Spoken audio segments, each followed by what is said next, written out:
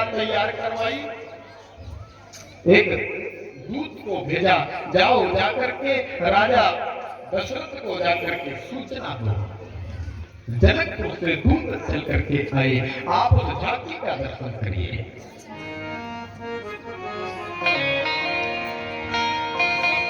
उन दूतों का अयोध्या में आतिथ्य हुआ, सत्कार हुआ, सम्मान हुआ।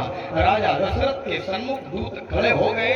राजा दशरथ ने जब देखा कि जनकपुर से दूत आए हैं, हाथ जोड़ लिए। चिंतन करिए महाराज, राजा दशरथ कितने सहज हैं। हाथ जोड़ लिए, निवेदन किया, ये भैया कहो कुशल तुम्हारे, भैया कहो। चिंतन करिए, अयोध्या का चक्रवर्ती सम्राट दशरथ आज राजा जनक के दूतों को भैया कहकर के संबोधित कर रहे हैं। और आजकल की जो परिस्थिति है, राजा दशरथ दूतों को भैया कह रहे हैं, और आजकल भैया भैया की ही स्थिति महाराज विकट है। सगे भाई अपने भाई को भैया नहीं कह पा रहे हैं महाराज। और उलट स्थिति तो ये है कि अपना संबंध भाई से भाई कुछ इस कदर जोड़ लेते हैं। आज भाई भाई एक दूसरे का संबंधी अगर बनते हैं, संबंध जोड़ रहे हैं, तो वो भी स्वार्थ से भर करके। ये अपना संबंध भाई से कुछ इस कदर जोड़ लेते हैं, और खुद मलाई खा करके भाई को चारा छोड़ देते हैं। ये भाईचारा का मिसाल है, दरअसल पर वर्तमान स्थिति है। खुद मलाई खाकर भाई को चारा छोड़ देते हैं, और कुछ तो अपने भाइयों को ही कुछ इस तरह पालते हैं। कई भाई, कुछ बड़े भाई अपने छोटे भाई का पालन पोषण करते हैं, लेकिन प्रेम से नहीं, स्वार्थ में। ये कुछ तो भाई अपने भाइयों को ही ऐसे पालते हैं, अपने पीछे पीछे पीछे चलाने के लिए आगे चारा डालते हैं। अपने पीछे चलाने के लिए चारा डालते हैं। ये भाईचारा है आजकल का। और प्रेम अधिक उमड़े तो मामले को ही दबा देते हैं। प्रेम अगर उमड़े तो मामला ही दबा जाते हैं।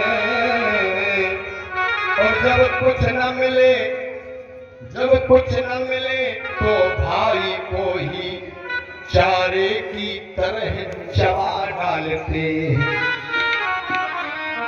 आजकल भाइयों की ये स्थिति है।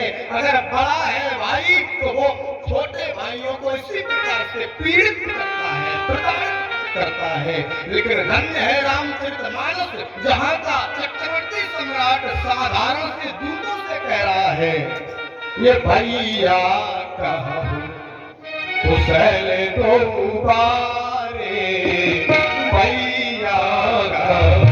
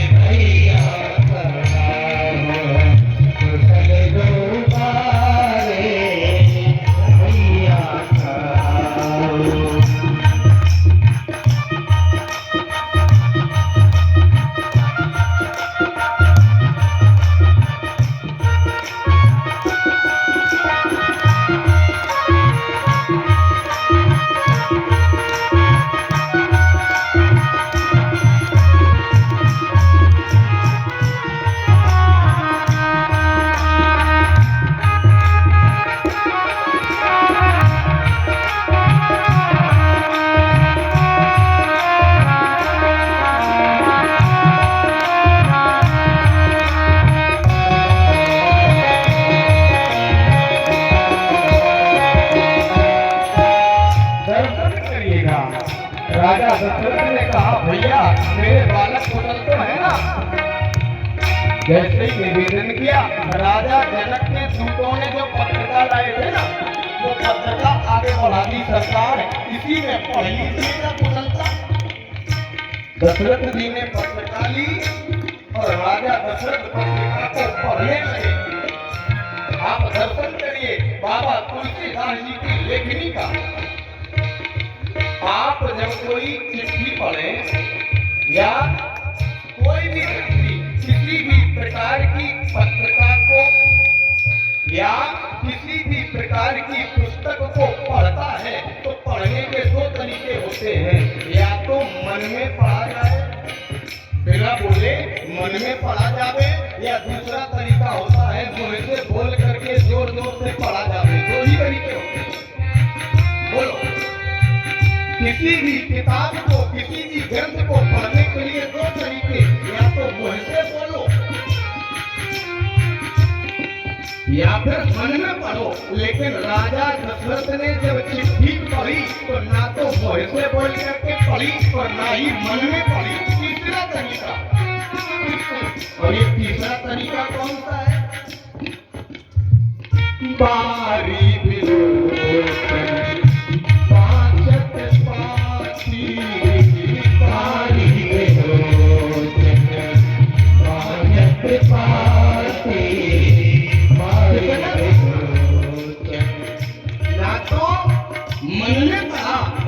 जीव ने पढ़ा।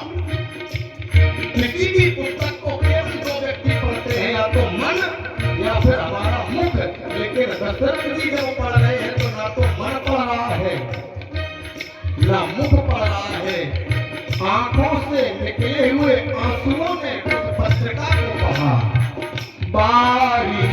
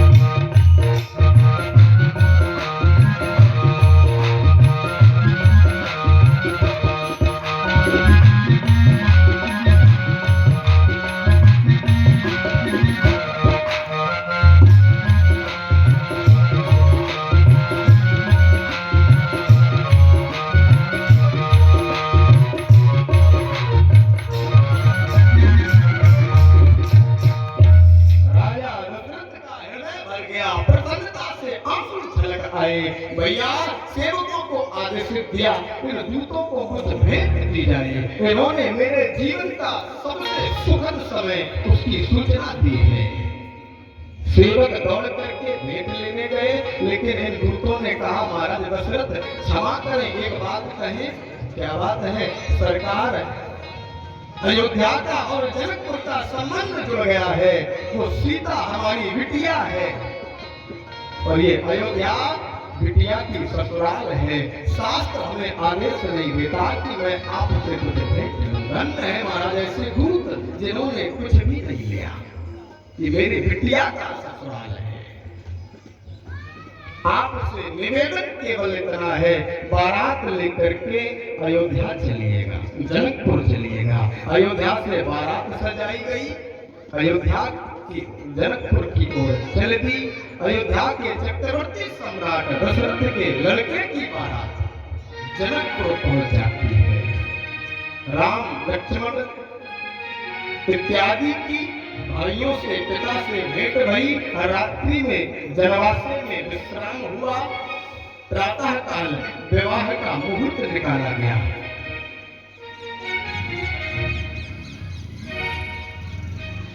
सायंकाल की गौर बेला सुंदर सा मुहूर्त आचार्यों ने निकाला। उसी मुहूर्त में राम जी को आमंत्रित किया गया। राघव को मंडप के नीचे बिठाया गया। आचार्यों ने आकर के, विद्वानों ने आकर के राघव का पाणिक ग्रहण संस्कार करवाया। आइए 2 शब्दों में केवल एक विवाह गीत और उसके बाद आगे की ओर चलेंगे। और वो विवाह गीत, देखो राम जी के विवाह का विवाह गीत आवश्यक हो जाता है, क्योंकि ये हमारे और आपके बुंदेलखंड की जो भावनाएं है ना, धरातल में जितने भी चाहे होंगे, विवाह किसी का भी हो, लेकिन गीत राम जी का ही गाया जाता है। ये परंपरा है, विवाह किसी का भी हो, गीत राम जी का गाया जाएगा। सिया रघुवर जी के संग, विवाह किसी का हो, गीत यही गाया जाएगा महाराज। आप भी 2 शब्दों में गुनगुनाएं और आगे चलें। सिया रघुवर जी के संग परने लागी हरे, परने लागी भाव बढ़िया, सिया रघुवर जी के। तालियों को बजाते हुए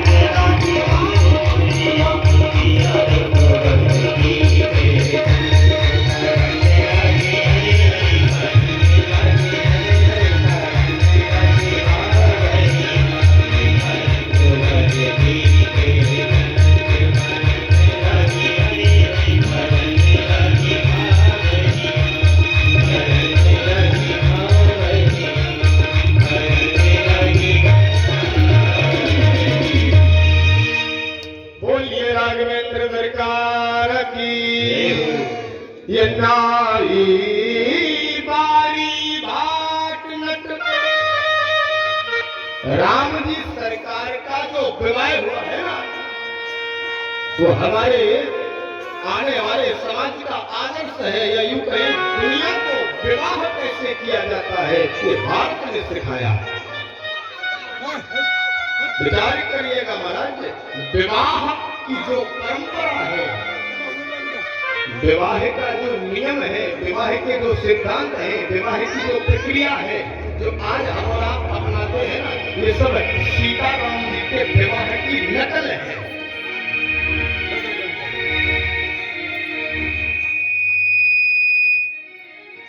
कल्पना करिएगा, राम जी के विवाह में ऐसा एक भी कृत्य नहीं हुआ जिसमें किसी भी प्रकार का प्रश्न चिन्ह लगे। गोस्वामी जी बताते हैं, नाई बारी भाट घट सबई न्यछावर पाय। राम जी के विवाह में प्रत्येक व्यक्ति का यथायोग्य सम्मान दिया गया। उठा लो अच्छी तरह से।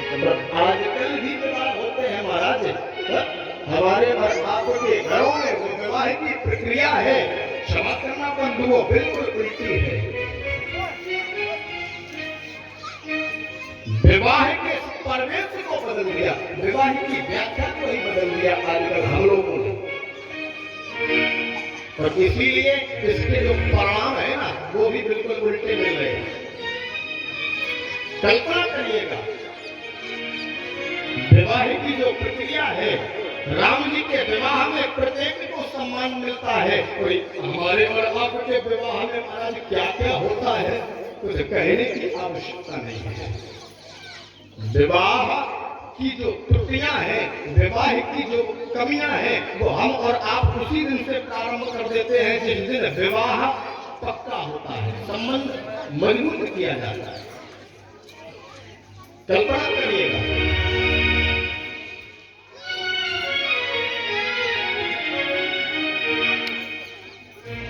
आजकल विवाह का उत्सव बदल गया, विवाह का प्रवेश बदल गया। लड़के के घर में लड़की का पिता संबंधी बनकर के, रिश्तेदार बनने की आकांक्षा को लेकर के आवे, तो लड़के वाले जो होते हैं ना, उनकी एक मांग होती, महाराज हमें 15 लाख चाहिए, कभी होएगा विवाह। अब विचार करो, कल्पना करो, जिस संबंध के लिए, जिस विवाह के लिए पहली सीढ़ी होती है वर नियुक्त करना, उसी समय अगर इस प्रकार की आकांक्षा को और शर्त को रख दिया जाए, मान लो विवाह की उस व्यवस्था में पहला तीर लगा दिया गया। कल्पना करिए, मैं व्यासपीठ से निवेदन करूंगा कि विवाह एक धार्मिक प्रक्रिया है, इसे बदनाम मत करिएगा। और एक बात बता दें, संसार में अगर कोई घृणित कार्य है, अगर कोई अपराध है, तो वो केवल एक है, आत्मना प्रतिकूलानि परेशान समाचरे। संसार में एक ही अपराध है जो आपकी आत्मा को बुरा लगता है, जो मेरी आत्मा को बुरा लगता है, वो दूसरे के लिए कभी मत करो। और अगर जो आपको बुरा लगता है और दूसरे के लिए कर रहे हो, तो समझ लो तुम्हारे समान पापी कोई दूसरा नहीं है। और ये पाप प्रत्येक व्यक्ति आज कर रहा है, प्रत्येक व्यक्ति। कैसे? कल्पना करो महाराज, आप जब अपनी बिटिया का संबंध लेकर के किसी के घर जाते हो, तो लड़के वाले के यहाँ अपनी पगड़ी उतार करके रख देते हो, भैया हमारी 5 बिटियां हैं, हम गरीब हैं, जैसे बने तैसे निभा ले, स्वीकार कर लो। कहते कि नहीं कहते हो? ये कहते हो ना। अपनी बिटिया का जब संबंध दूसरे के घर करने जाओगे तो गिड़गिड़ाओगे, हाथ पैर जोड़ोगे, हमारी 4 बिटियां हैं, निभा लो। लेकिन अगर तुम्हारे घर कोई अपनी बिटिया का संबंध लेकर के आ गया तो कहोगे हमें 15 लाख चाहिए। बोलो, अपनी बिटिया के लिए गिड़गिड़ाओगे और दूसरे की बिटिया के लिए स्वयं का वैभव दिखाओगे। यही संसार का सबसे बड़ा पाप है। आत्मना प्रतिकूलानि, जो तुम्हें बुरा लगता है वो दूसरे के लिए मत करो। अगर आप गिड़गिड़ा रहे हो तो दूसरे की भी मनोदशा समझो। लेकिन धन्य है महाराज हमारे और आपके विचार की लड़की का पिता अपनी पगड़ी उतार करके लड़के के पिता के पैरों में रख देता है। महाराज कैसे भी निभा ले, हम गरीब आदमी हैं, लेकिन पैरों से उसी पगड़ी में फुटबॉल की तरह ठोकर मार देता है लड़के का बाप।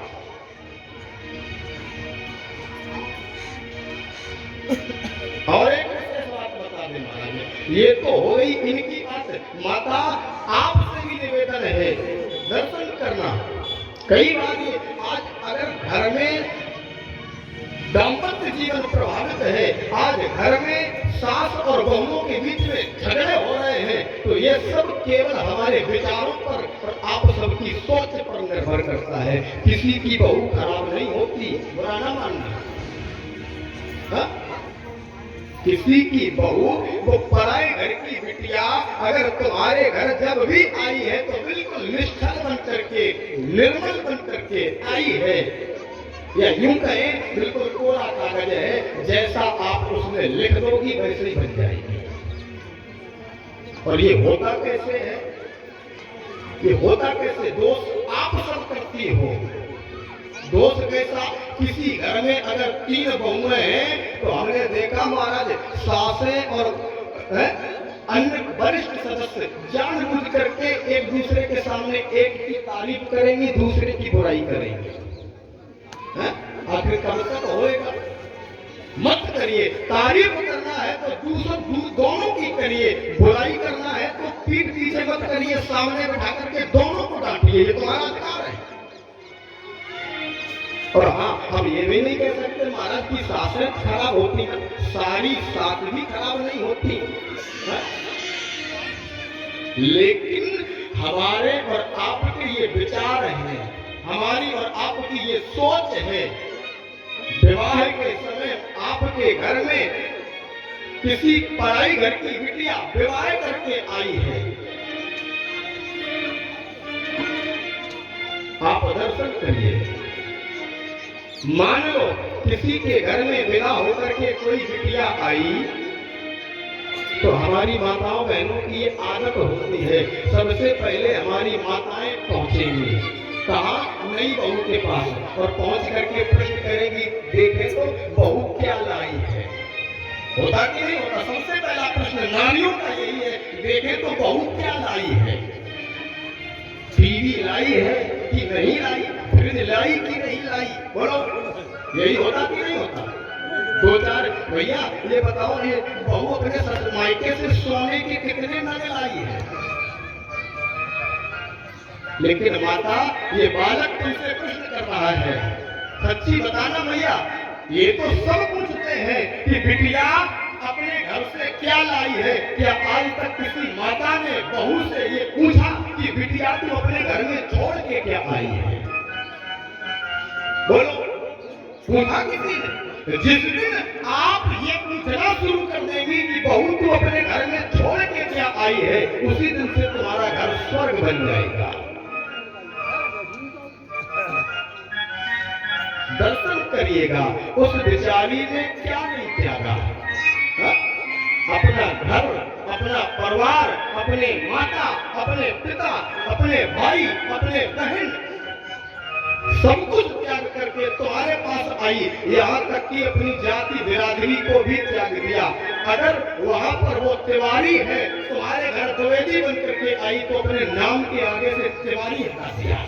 अब और क्या चाहिए महाराज? और कितना त्याग करेगी ये स्त्रियां? लेकिन माता, बुरा ना मानना, माताओं की ये भ्रांति है, आप लोगों का ये दोष है। आप ये तो चाहती हैं आपकी बहू अगर प्रातः काल किसी दिन किसी कारण से सूर्य उदय के बाद जगे, सारे मोहल्ले में ढिंढोरा पीट आओगी कि हमारी बहू तो 7 बजे तक 8 बजे तक धुलवात रहा। बोलती कि नहीं बोलती? हाँ? बोलो,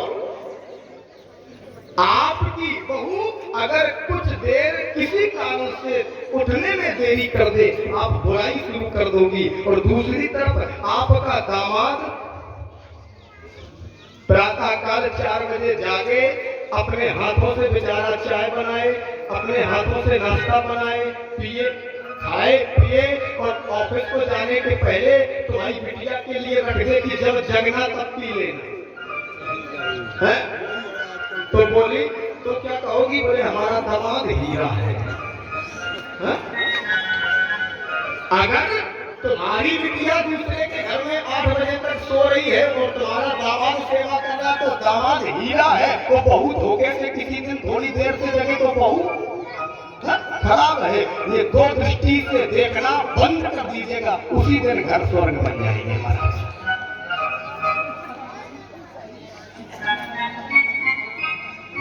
और मैं बेटियों से भी निवेदन करूंगा, आप भी अपने पिता के समान, माता के समान, भाई के समान अपने ससुराल में भी माता पिता और भाई की सेवा शुरू कर दो। ये बेटियों में भी दोष है। आपका पति रात को 11 बजे ड्यूटी से लौट करके आए, आप उठ करके खाना बना सकती हो, और अगर आपका देवर आ रहा है किसी दिन रात को 10 बजे किसी कारण से, तो आप उसके लिए नहीं बनाओगी। क्यों? मैं पूछना चाहता हूँ, तुम्हारे मायके में जो तुम्हारा भाई बैठा है वो रात को 12 बजे भी आए तब भी प्रसन्न होकर के उसके लिए बनाती है। वो भी तो तुम्हारा भाई है। अंतर चला है, ये निज भाई है, वो पति का भाई है। जिस दिन से ये दोष समाप्त कर दोगी, ये दो धाराएं, दो दृष्टि से देखना बंद कर दोगी ना, परिवार स्वर्ग बन जाएगा। लेकिन धन्य है, अब दर्शन करो। अगर रामायण सुनती हो, भागवत सुनती हो, दर्शन करिएगा। माता सुनैया ने जब सीता की विदाई के समय देवी सीता को गोदी पे बिठाया, सीता की विदाई का समय है, माता सुनैना ने बिठाया, बिटिया, हाँ भैया, प्रातः काल तू अयोध्या छोड़ करके, जनकपुर छोड़ करके अयोध्या जाएगी। जैसे ही सुना, सीता दहाड़े मार करके रोने लगी, और जैसे ही सीता ने रोना प्रारंभ किया, सुनैना ने समझाना प्रारंभ किया, सीता रोने की आवश्यकता नहीं है। वहां जाओ, जाकर के सास ससुर गुरु सेवा करें। अपने सास की, अपने ससुर की, अपने गुरु की, अपने पति लुक रख आयुष अनुसरी हो। अपने पति का इशारा समझ करके उसके आदेश की पूर्ति करना। ये सीता को माता सुनैना समझा रही है। और सच्ची बताना माता, देखो हंसना नहीं, कोई ये हंसने का विषय नहीं है। हमने आप भी अपनी बिटिया को विदाई के पहले समझाती हो, क्या समझाती हो? बिटिया याद रखना, तुम्हारा पति ही सब कुछ है। पति की सेवा करना, न सास को रोटी देनी है, न ससुर को देनी, और न वो देवर जेठ जितने भी है सब अलग हो जाना। इतनी भीड़ की जरूरत नहीं है, कुछ नहीं करना। और याद रखना, अगर वहां पर कोई दबाव बनाए, कोई लड़े, तो हमें फोन करना, हम तुम्हारे 4 भाई हैं, हम भेज देंगे, यहीं से देखें कौन क्या करता है। यही कहती हो ना? क्यों? और अगर ये कहती हो तो भागवत सुनने का अधिकार बिल्कुल नहीं है महाराज। ये सास ससुर गुरु सेवा करे हो, सास ससुर गुरु सेवा करे हो, सास ससुर गुरु सेवा करे हो।